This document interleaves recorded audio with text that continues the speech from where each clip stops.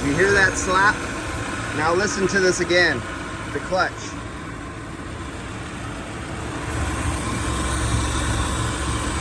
You know, you can see the clutch spinning. It's actually spinning faster than what you see in the camera. Listen carefully.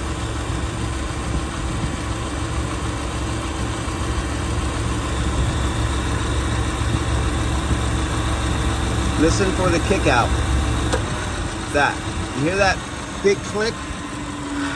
Now listen for the kick in. You hear that? So I'm going to try to give you a shot of the clutch gap. Let me turn it off. That is the sound, well, other than the sound of being really kicking against high pressure, but let me get it way down there on number 1. This is all nice and hot inside.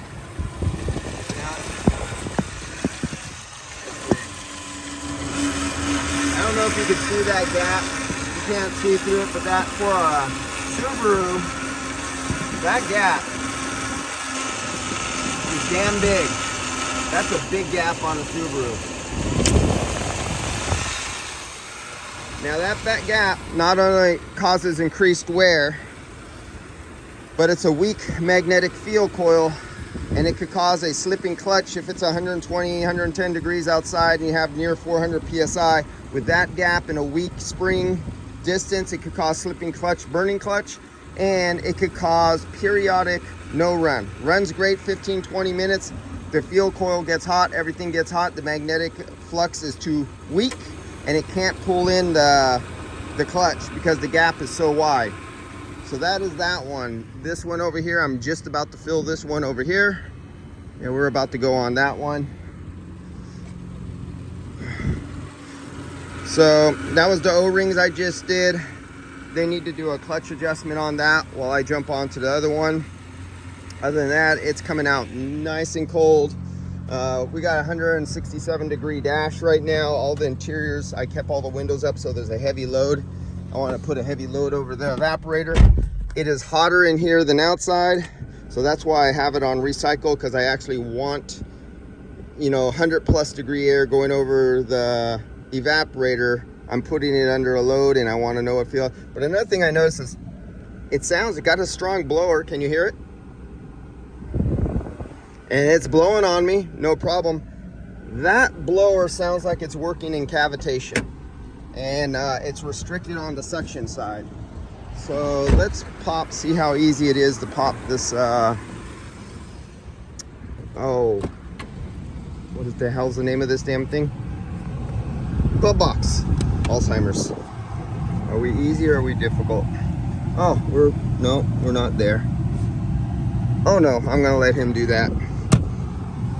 Let's see. All right, never mind. But there's not enough blower out of here for everybody else to go, oh my God, this is really cold. Well, it's, even though this is hot, the interior is over 100 degrees and this is really nice and cold, and we're on number 4 and it's making a lot of noise, the blower output is low. But to most, from the distance and how cold it is coming out, it feels like it's 39 degrees. That's because the CFM, the quantity, the volume of air is low. And by the difficulty of this, I could see no one's probably ever changed the cabin filter on that. So that's another problem. Just because you got cold air blowing on your hand, you fix the problem. Don't let your customer go out like that, because it'll go to another shop and maybe it doesn't come back to you. And they'll say, well, these guys charged you all this money for this. They didn't even bother to check the cabin air filter. And so that's it on this one. I'll see you guys later. It is it's a cool day, 77 degrees outside. And so you could see, kick back in, there it goes, kicking back in. It is now cycling. It has reached full, it's getting really cold really fast. Even though inside the cabin it's like 100 degrees, it's probably fallen to about 95, and I have it on recycle so I could load it. But why is it getting so low and why is it getting so cold? Remember where airflow is king. Restricted airflow over the evaporator will make it appear like it's working good, but it's actually not. because it doesn't have the volume of air needed because of a restricted cabin airflow filter.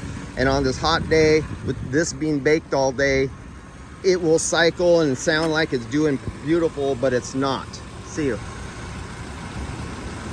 Yeah, look at that massive high side pressure that some of these guys say we're supposed. Maybe I should shake off and whack off some more cans into it and make it 175 or 200, 250, 275, like some of these whack off can guys on YouTube and Facebook say I should do, because my high side's not high enough. See you guys later.